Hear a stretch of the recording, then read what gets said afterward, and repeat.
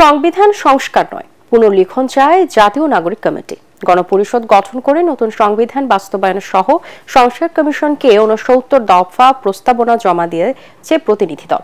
প্রস্তাবে দ্বিকক্ষ বিশিষ্ট সংসদীয় ব্যবস্থা চালু করে তার মেয়াদ ৪ বছর করা এবং রাষ্ট্রপতি পদে সরাসরি নির্বাচনের সুপারিশ করা হয়েছে বলে জানিয়েছেন নাগরিক কমিটির সদস্য সচিব আক্তার হোসেন। ইকরামুল হক সাইম জানাচ্ছেন বিস্তারিত।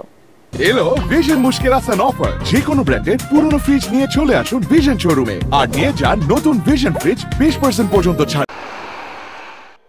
সংসদ ভবনে সংবিধান সংশোধন কমিটির কাছে ৬৯ দফা প্রস্তাবে বর্তমান সংবিধান বাতিল করে নতুন সংবিধান প্রণয়ন চায় সংগঠনটি। ছাত্র জনতার গণ অভ্যুত্থানের চেতনাকে ধারণ করে নতুন সংবিধান বাস্তবায়নে গণপরিষদ নির্বাচনেরও প্রস্তাব দেওয়া হয়, আর ওই গণপরিষদের সদস্যদের নিয়ে পরবর্তীতে সরকার গঠনেরও সুপারিশ করে নাগরিক কমিটি। বর্তমানে যে সংবিধান আছে সেই সংবিধানের দিকে যদি আমরা তাকাই, এর সজ্জা, এর গঠন, এটাকে দেখলে মনে হয় যেন এটা আওয়ামী লীগের কোনো দলিল। আমরা এই আওয়ামী দলিল এবং যে সংবিধানের মধ্যে একজন ব্যক্তিকে স্বৈরাচারী এবং ফ্যাসিস্ট করে তোলার উপাদান রয়েছে, সেরকম কোনো সংবিধান আমরা রাখতে চাই না। নতুন লিগ্যাল ফ্রেমওয়ার্কের অধীন গণপরিষদের নির্বাচনের মাধ্যমে নতুন সংবিধান প্রণয়ন করতে হবে। সংবিধান প্রণয়ন সম্পূর্ণ হলে উক্ত গণপরিষদই আইনসভায় রূপ নেবে। এছাড়া গণভোটের বিধান রাখা, সংসদের মেয়াদ ৪ বছর করা, রাষ্ট্রপতি পদে সরাসরি নির্বাচন দেয়া এবং রাষ্ট্রপতি ও প্রধানমন্ত্রী পদে 2 বারের বেশি থাকার সুযোগ না রাখার সুপারিশ করে নাগরিক কমিটি। আমরা চাচ্ছি যে জীবনে কেউ 2 বারের বেশি প্রধানমন্ত্রী হতে পারবেন না, এই আইনটা থাকুক আমাদের সংবিধানে।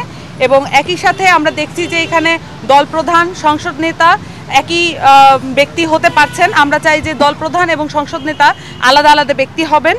প্রস্তাবে বলা হয় সংসদ হবে দ্বিকক্ষ বিশিষ্ট, উচ্চকক্ষের 100 আসন আনুপাতিক ভোটের পদ্ধতিতে এবং নিম্নকক্ষের 300 আসনের প্রতিনিধি জনগণের সরাসরি ভোটে নির্বাচিত হবে।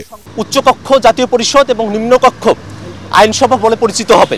উচ্চকক্ষ 100 আসন বিশিষ্ট এবং যেটা পিআর সিস্টেমে হবে, এবং নিম্নকক্ষ আইনসভা সেটা 300 আসন বিশিষ্ট হবে।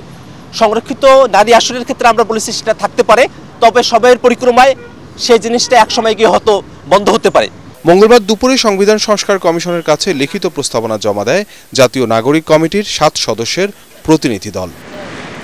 ইকরামুল হক সায়েম, এটিএন বাংলা, ঢাকা।